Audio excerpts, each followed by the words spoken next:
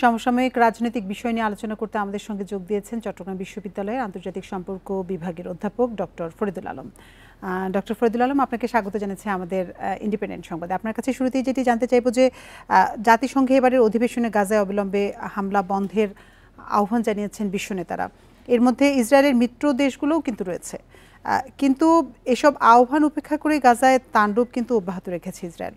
তো এই বিষয়টিকে আপনি কিভাবে দেখছেন? আপনাকে ধন্যবাদ। এমন একটা সময়ে আপনার জাতিসংঘ অধিবেশন শুরু হয়েছে এবং এই অধিবেশনে আনুষ্ঠানিকভাবে ইসরায়েলের উপর আহ্বান জানানো হয়েছে যেন প্যালেস্টাইনিদের উপরে হামলাটা বন্ধ করা হয়। যদিও এই ধরনের আহ্বান দীর্ঘ সময় ধরেই জানানো হচ্ছে, সেই গত 2 বছর ধরে গাজায় আগ্রাসন চলার পর থেকেই।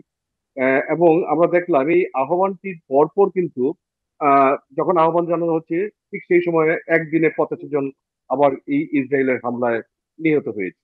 সুতরাং এই জিনিসটি আমরা যেটি বলছি, গত বছরও জাতিসংঘের অধিবেশনে একই রকম আহ্বান জানানো হয়েছিল, এই বছর আহ্বান জানানো হয়েছিল।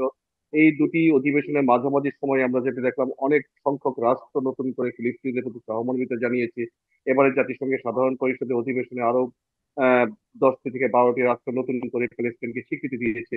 এই সমস্ত কিছু ফিলিস্তিনিদের অধিকার বা ফিলিস্তিনিদের উপর যে হামলা চলছে, গাজাবাসীর উপর যে হামলা চলছে, ইসরায়েলের আগ্রাসনে যে গাজা যে ধ্বংসস্তূপে পরিণত হচ্ছে, কোনোটির কোনো পরিবর্তন হওয়ার কোনো সংখ্যা নেই, সম্ভাবনা নেই, যতক্ষণ না পর্যন্ত আমরা দেখছি যে মার্কিন যুক্তরাষ্ট্র এককভাবে ইসরায়েলকে যে সমর্থন দিয়ে যাচ্ছে, এই সমর্থনের জায়গাটিকে তারা পরিবর্তন করে। এবং সাম্প্রতিক সময়ে আমরা যেটা দেখেছি, ডোনাল্ড ট্রাম্প নতুন করে সিদ্ধান্ত নিয়েছেন ইসরায়েলের প্রতিরক্ষার প্রয়োজনে আরো $60 বিলিয়ন অস্ত্র সরবরাহ করা হবে ইসরায়েলকে। অর্থাৎ গাজাবাসীদের উপরে এই হামলা আরো নতুন নতুন মাত্রায় পরিচালিত হতে থাকবে এবং একই সাথে ইসরায়েলের যে ইচ্ছে যেটি আছে হামাস নিধন করা, হামাস যেখানেই থাকবে প্রয়োজনে একটি রাষ্ট্রের সার্বভৌমত্বকে লঙ্ঘন করে ভঙ্গ করে সেইখানেও যদি ইসরায়েল হামলা পরিচালনা করে, সেই হামলার প্রতিও কিন্তু মার্কিন যুক্তরাষ্ট্রের সমর্থন থাকবে, যেমনটি আমরা সাম্প্রতিক সময়ে কাতারের ক্ষেত্রে যেটি দেখেছি।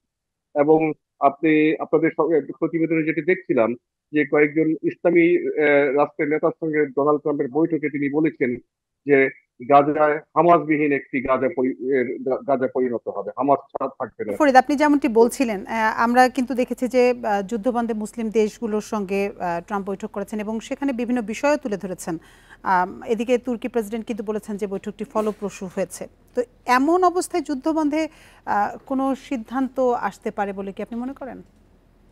যুদ্ধ বন্ধের সহসা কোনো সিদ্ধান্ত আসতে পারে বলে আমি মনে করছি না। আপনি দেখেন যে যুদ্ধ বন্ধের সিদ্ধান্ত আরো আগে আসতে পারত। বিশেষ করে হামাসের সাথে যখন কাতারের দোহাতে যখন আলোচনা চলছিল ইসরায়েলের, তখনও কিন্তু হামাস প্রকারান্তরে কিন্তু যুদ্ধ বন্ধের বিনিময়ে জিম্মিদের মুক্তি দেবে এই ধরনের আলোচনা একটি খসড়া সেখানে তারা সম্মতও হয়েছিল। ইসরায়েল এখন নতুন করে যে দাবি করছে, সেই দাবির প্রতি আপনি যেটি বললেন, তুরস্কের প্রেসিডেন্ট বলেছেন ইতিবাচক আলোচনা হয়েছে, ফলপ্রসূ আলোচনা হয়েছে এবং যুদ্ধ বন্ধের সম্ভাবনার কথা বলছেন। এখন তিনি যদি এটুকু মনে করে থাকেন যে যে যুদ্ধ বন্ধ হবে হামাস নিধনের বিনিময়ে, হামাস থাকবে না, এটির প্রতি যদি ইসলামী রাষ্ট্রগুলো, তুরস্কের মতো দেশ বা প্রতিবেশী দেশগুলো যদি সম্মতি জ্ঞাপন করে থাকে, তাহলে কিন্তু হামাস কিন্তু আমার এই ধরনের একটা ঝামেলার মধ্যে হামাস কিন্তু সবসময় জড়িয়ে থাকবে। হামাসকে এইভাবে নিধন করে যুদ্ধ বন্ধ করা যাবে, গাজায় হামলা বন্ধ করা হবে, এটি আমার মনে হচ্ছে খুব অপরিণত এবং অপরিপক্ক একটি সিদ্ধান্ত বা চিন্তা ভাবনা। ডক্টর ফরিদুল আলম, আপনাকে অসংখ্য ধন্যবাদ আমাদের সাথে যোগ দেবার জন্য।